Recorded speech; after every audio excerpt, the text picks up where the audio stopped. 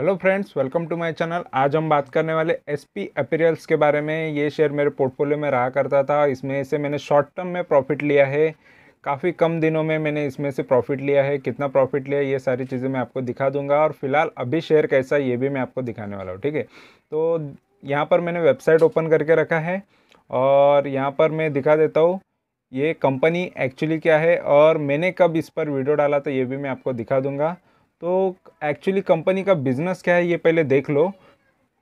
ये कंपनी यहाँ पर वेबसाइट पे आपको दिखता रहेगा कि ये स्टिचिंग कर रही है, यानी यहाँ पर आप देख सकते हो कि ये ड्रेसिंग द फ्यूचर यहाँ पर लिखा हुआ है। और ये कंपनी का बिजनेस एक्चुअली गारमेंट्स मैन्युफैक्चरिंग का है। यहाँ पर आप देख सकते हो वेल नोन ब्रांड्स के लिए ये मैन्युफैक्चरिंग करता है अक्रॉस द वर्ल्ड। तो ओनली इंडिया में नहीं है, तो आउट ऑफ इंडिया भी ये मैन्युफैक्चर करता है। ठीक है, तो इस टाइप के अपैरल से कपड़े हैं, गारमेंट्स है जो ये मैन्युफैक्चर करता है। ठीक है, तो ये इसका मेन बिजनेस है। यहाँ पर आप देख सकते हो किस टाइप के इनके स्टोर में प्रोडक्ट्स जाते हैं और इनकी क्वालिटी पॉलिसी है जो भी है। यहाँ पर सारी चीज़ें आपको देखने मिल जाएगी इसकी वेबसाइट पे। और यहाँ पर इसकी सब्सिडरी भी कहाँ पर है यहाँ पर आपको देखने मिलेगा। यूके के अंदर इसकी एक सब्सिडरी भी है। तो ये इसका मेन बिजनेस है एसपी अपैरल्स का। ठीक है, एसपी अपैरल लिमिटेड का। और ये कंपनी का शेयर आपको दिखा देता हूँ प्राइस क्या चल रहा है फ़िलहाल अभी।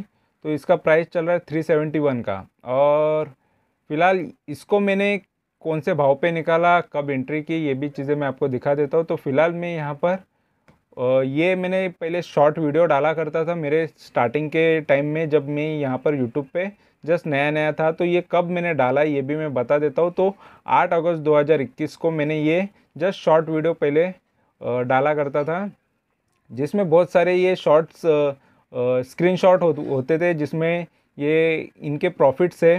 ये जो कंपनीज़ यहाँ पर लिखे मैंने 2 अगस्त से 6 अगस्त में जो भी कंपनीज़ में प्रॉफिट लिया है, ठीक है, तो उनके सभी का मैंने स्क्रीनशॉट निकाल के डाला हुआ था। और जैसे डायमंड्स केमिकल, इसका भी मैंने वीडियो बनाया हुआ है, आपको मेरे चैनल पे मिल जाएगा। इसको भी मैंने शॉर्ट टर्म में निकाला है। पोकरना लिमिटेड, उसका भी मैंने वीडियो बनाया है, वो भी आपको मेरे चैनल पे मिल जाएगा। और टीपीएल प्लास्टिक, इसका भी वीडियो बन चुका है और उसका भी आपको वीडियो मेरे चैनल पे मिल जाएगा। अभी मैं फ़िलहाल एसपी अपैरल्स का बना रहा हूँ और उसके बाद ये बाकी के जो बचे हैं वो वीडियोस आ जाएंगे। और ये 8 अगस्त को ये मैंने डाला था, पब्लिश किया था। और ये 2 से 6 अगस्त में जो भी मैंने शेयर्स बेचे थे उसका वीडियो मैंने यहाँ पर मतलब शॉर्ट वीडियो मैंने बनाया था। ठीक है, तो जस्ट ये यूट्यूब पे तभी जर्नी नया स्टार्ट हुआ था, 2021 के टाइम की बात है। तो तब मैंने ये जस्ट शॉर्ट वीडियो डाला करता था। और यहाँ पर आप देख सकते हो कि मैंने इसमें 55% बुक किया है। इस तरीके के मैं डाल देता था कि 55% मैंने बुक किया है 20 दिन के अंदर। 20 दिन में मैंने 55% यानी 55% मैंने बुक किया है। और ये जस्ट शॉर्ट टर्म में इतना स्पीड में ये प्रॉफिट दिया और उसमें से मैं निकल गया। तो इसी टाइप के मैं स्टार्टिंग में प्रॉफिट लिया करता था। ठीक है, तो फिलहाल अभी भी वो टाइप आ सकता है, लेकिन फिलहाल मार्केट अभी कंडीशन थोड़ी सी अप एंड डाउन हो रही है और एक्चुअली बियर मार्केट चल रहा है थोड़ा, क्योंकि बहुत सारे मार्केट के लिए चीज़ें नेगेटिव हुई है इस वजह से, और करेक्शन मोड भी आया है। तो लोगों ने माल बहुत बेचा है, इस वजह से मार्केट में बहुत सारे शेयर अभी गिरे हुए हैं। लेकिन फिलहाल फिर से ये सारी चीज़ें हमको फिर से देखने मिल सकती है अगर हमारे पास सही स्टॉक है, तो अच्छे अच्छे रिटर्न्स मिल सकते हैं। तो फिलहाल ये स्टॉक से मैंने प्रॉफिट में तो निकाल लिया है। अभी फ़िलहाल ये इसका भाव क्या चल रहा है ये भी मैं दिखा देता हूँ। फिलहाल देखो मैंने 350 पे बेचा है और ये जस्ट 7-8 अगस्त के टाइम पे बेचा है, 6 अगस्त के टाइम पे बेचा है। और उसके पहले 20 दिन पहले मैंने इसको ख़रीदा था। ठीक है, तो लगभग ये जुलाई के अंदर ही मैंने इसको ख़रीदा था। तो यहाँ पर मैं इसका अभी प्राइस दिखा देता हूँ। तो 20 दिन में मैंने इसमें 55% लिया था और अभी 371 का है। देखो 350 का यहाँ पर आपको दिख रहा है कि 350 के टाइम पे मैंने बेचा है, लेकिन यहाँ पर अभी 371, तो अभी भी थोड़ा 20 रुपये ऊपर ही मिल रहा है। अगस्त के टाइम पे मैंने बेचा था, फिर भी यहाँ पर अभी देखो लगभग लगभग 1 साल होने आया है। तो 1 साल से प्राइस वही के वही पे है। अगर मैं नहीं निकलता तो भी मेरा प्राइस वही के वही पे रहता, लगभग 10-20 रुपये थोड़ा सा ज़्यादा मिलता। ठीक है।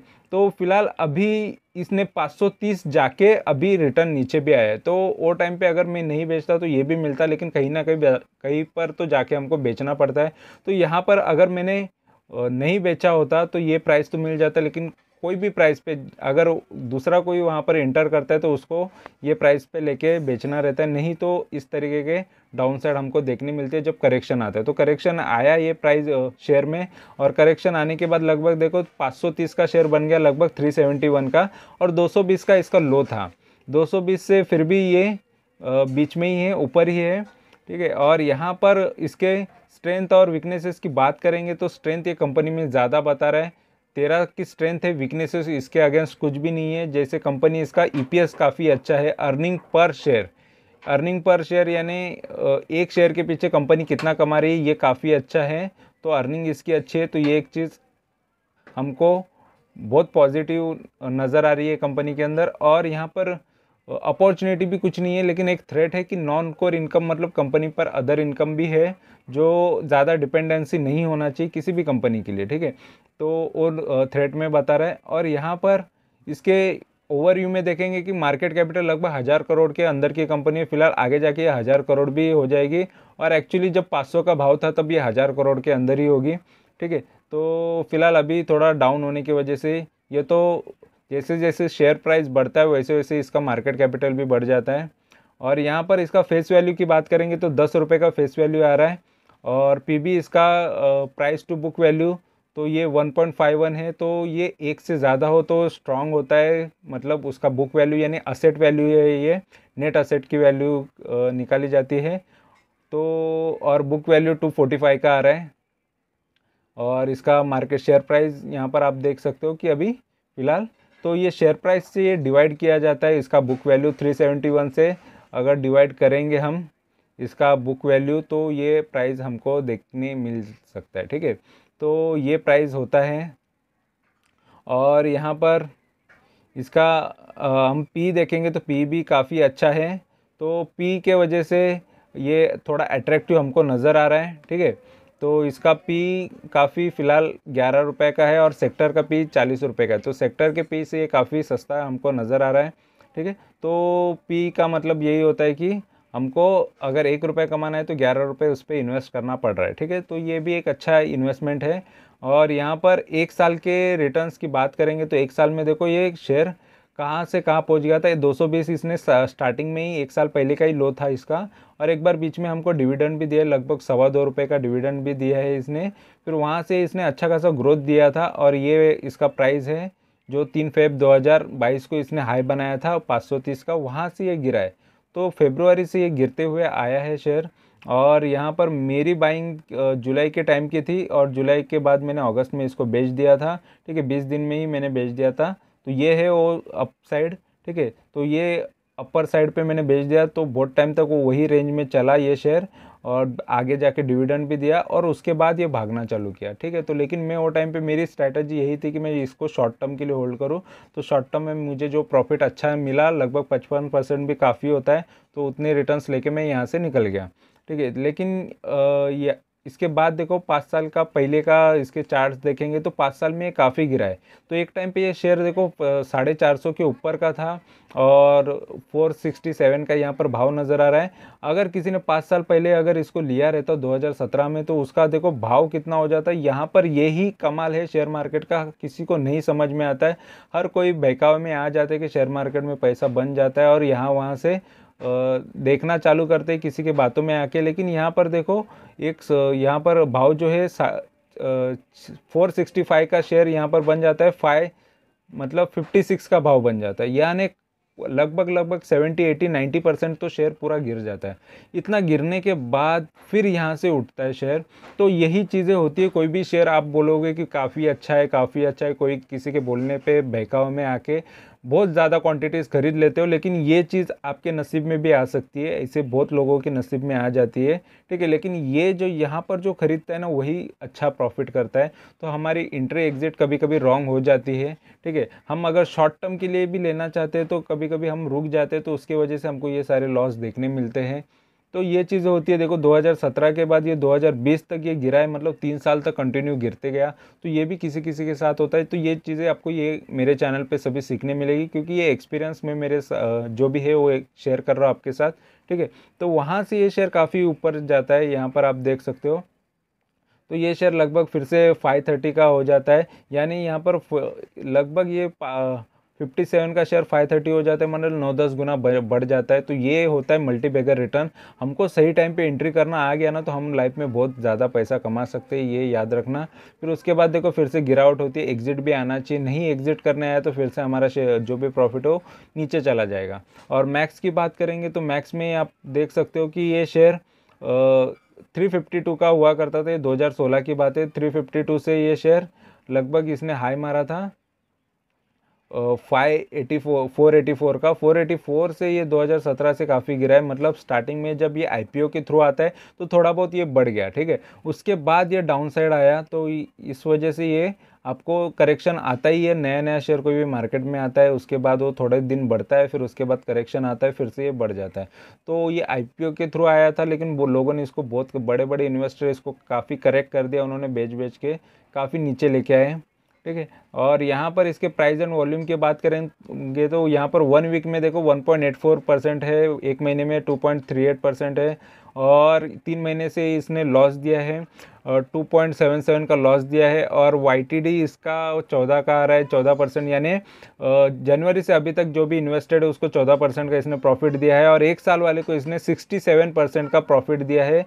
वाईटीडी वाले को लॉस दिया है एक्चुअली, और 3 साल वाले को इसने 34% का प्रॉफिट दिया है, ठीक है। और यहाँ पर आपको दिखा देता हूँ इसकी समरी में, ओवरव्यू दिखा देता हूँ फाइनेंशियल की। तो ओवरव्यू में इसका रेवेन्यू देख लो, सेल्स देख लो, अच्छा खासा यहाँ पर बढ़ते हुए नज़र आ रहा था। 1-2 साल अच्छा बढ़ा, फिर एक स्टेबल रहा। 2020 में फिर से गिर गया, 2021 में फिर से बढ़ा। तो मतलब 800 की रेंज में वो रहा है 2-3 साल, तो 800 के रेंज में इसका सेल रहा है, 800 करोड़। और यहाँ पर नेट प्रॉफिट की बात करेंगे तो देखो नेट प्रॉफिट 2018 से काफ़ी बढ़ा, फिर उसके बाद गिरा, फिर यही रेंज में रहा, 20-21 में 40 के रेंज में रहा, फिर से 84 गया। यानी नेट प्रॉफिट भी अप एंड डाउन काफ़ी हुआ है, लेकिन फिलहाल अभी तो प्रॉफिट में है कंपनी, अच्छा नेट प्रॉफिट भी। और शेयर होल्डिंग की बात करेंगे तो शेयर होल्डिंग में सबसे ज़्यादा शेयर्स अभी भी प्रमोटर के पास है, ये एक अच्छी बात होती है।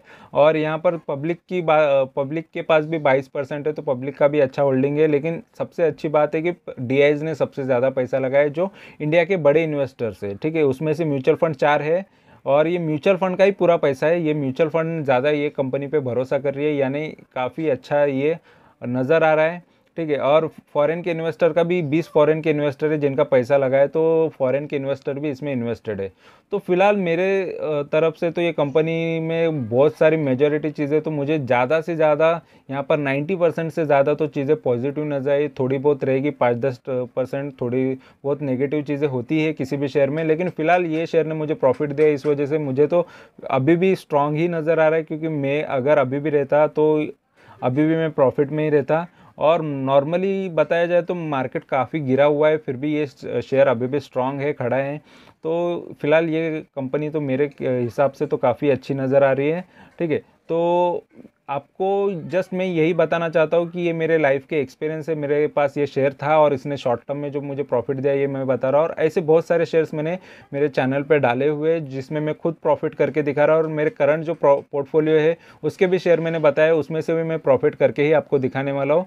तो सभी शेयर्स जो भी मेरे पास है या मैं आगे लूँगा वो सारी चीज़ें मैं आपके साथ शेयर करूँगा। ये मेरे चैनल पर आपको सभी चीज़ें बता दूँगा, और जो भी लेटेस्ट अपडेट्स होते हैं वो शेयर्स के बारे में वो भी मैं आपको बताते रहता हूँ।